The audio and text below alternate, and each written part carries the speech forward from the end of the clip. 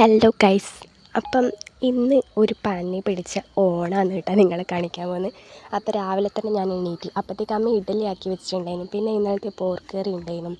അമ്മ തേങ്ങാപ്പാലെല്ലാം എടുത്ത് വെച്ചിട്ടുണ്ടായിരുന്നു, പായസം വെക്കാൻ വേണ്ടിയുള്ള സാധനങ്ങൾ എന്നിട്ടാ ഇതെല്ലാം. അപ്പോൾ എല്ലാം സെറ്റാക്കി വെച്ചിട്ടുണ്ടായിരുന്നു അമ്മ. ഞാൻ നേരെ പോയിട്ട് പല്ല് തേച്ച്.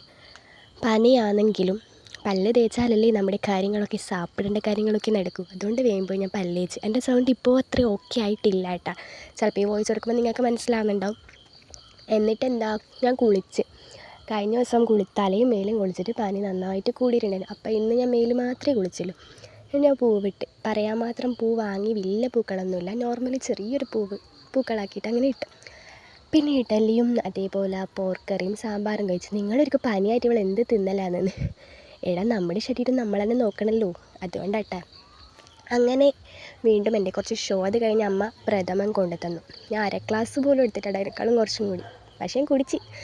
എന്നിട്ട് നോക്കുമ്പോഴത്തേക്ക് ഒന്നും കഴിയുന്നില്ല. നേരെ പോയി കിടന്ന് കുറച്ച് കിടന്നാൽ ശരിയാവുമെന്ന് വെച്ചാൽ, പക്ഷേ ശരിയായില്ല. പിന്നെ ഞാൻ നേരെ എണീറ്റ് പോയിരുന്ന് ഏറിയത്ത് ആലോചിച്ച് അബീനെ വിളിച്ചാലോ, ഹോസ്പിറ്റലിൽ പോയാലോ. പിന്നെ അധികം നേരം ആലോചിക്കണേ ഞാൻ അബീനെ പോയി വിളിച്ച്. അങ്ങനെ നമ്മൾ രണ്ടാളും കൂടി നേരെ ഹോസ്പിറ്റലിലേക്ക് വിട്ടു. അങ്ങനെ ഞാനും അബിയും കൂടി നേരെ ചെങ്ങളായി ഹോസ്പിറ്റലിലേക്ക് പോയി. അബിക്കും ചെറുതായൊരു ഛർദി ഉണ്ടായിരുന്നു. എന്താ പറ്റിയെന്നറിയില്ല, എന്തോ ഫുഡ് കഴിച്ചതിൻ്റെ ആണെന്ന് തോന്നുന്നു. അപ്പം ഓൻ്റെ പക്ഷേ കുറഞ്ഞിട്ടുള്ളതുകൊണ്ട് ഓൻ പറഞ്ഞു നമുക്ക് കാണിക്കേണ്ട, നിന്നെ കാണിക്കാമെന്ന് പറഞ്ഞു. അങ്ങനെ ചെങ്ങളായി എത്തി നോക്കുമ്പോഴത്തേക്ക് ഹോസ്പിറ്റലിൽ ഇല്ലടായിരുന്നു. ഓണല്ലേ, അതുകൊണ്ടാണെന്ന് തോന്നുന്നു.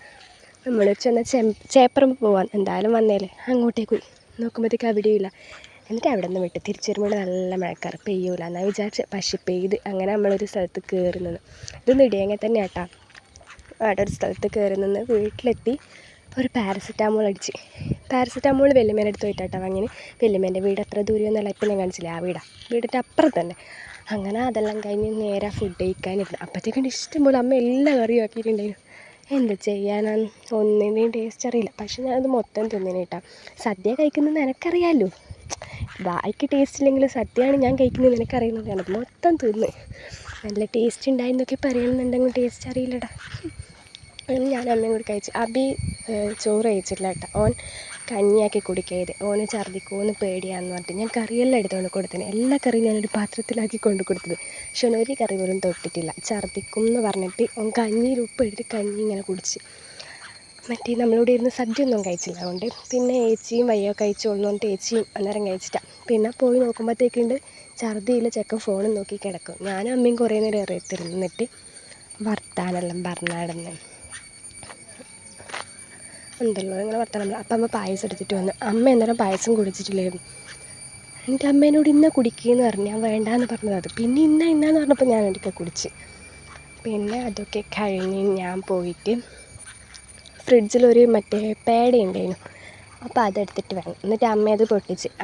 അമ്മക്ക് ഞാൻ ഫസ്റ്റ് കൊടുത്തരാം. അമ്മ പറഞ്ഞു തിന്നാന്ന് പറഞ്ഞാൽ അമ്മ പറഞ്ഞു എനിക്ക് വേണ്ട. എൻ്റെ അമ്മ പറഞ്ഞു പൊട്ടിച്ചുതരാം. എൻ്റെ അമ്മ വാങ്ങി പൊട്ടിച്ച് അമ്മേനൊക്കെ ഒരിക്കൽ തന്നു. ഞാൻ ഒരിക്കൽ ചെറുതായിട്ട് കടിച്ച്. എന്നിപ്പോൾ അമ്മയും കടിച്ച്. എനിക്ക് ഞാൻ അമ്മയോട് പറഞ്ഞു, പിന്നെ ആദ്യം അമ്മ എനിക്ക് തന്നെ. എന്നിട്ട് ഞാൻ ഫുൾ കടിക്കാൻ നോക്കുമ്പോൾ അമ്മ പറഞ്ഞു അമ്മ തരുന്നില്ല. എന്നിട്ട് അമ്മയോട് ചോദിച്ചാൽ അമ്മയല്ലേ വേണ്ടെന്ന് പറഞ്ഞു, പിന്നെ എന്താ തരാത്തത്. എന്നോട് അമ്മ ഒരിക്കലും കൂടി കടിച്ചിട്ട് പിന്നെ എനിക്ക് മൊത്തത്തിൽ എനിക്ക് തന്നെ തന്നിട്ടാ. അങ്ങനെ ഞാൻ അതൊക്കെ തിന്നു. എന്നിട്ടെന്താ, അതൊക്കെ കഴിഞ്ഞ് ഞാൻ അമ്മയും കൂടി കുറച്ച് നേരം കൂടി ആടിയിരുന്ന് കയറിയെത്തുന്ന വർത്താനം പറഞ്ഞു. എടാ, എൻ്റെ വോയിസ് കൊടുക്കുമ്പോൾ ചിലപ്പോൾ സൗണ്ടെല്ലാം നല്ല മാറ്റം ഉണ്ടാകും കേട്ടോ. ഇത് കുറച്ച് ലേറ്റായിട്ടാണ് വരികയും ചെയ്യുക. ഓണത്തിൻ്റെ അന്നൊന്നും ഇടാൻ പറ്റില്ല.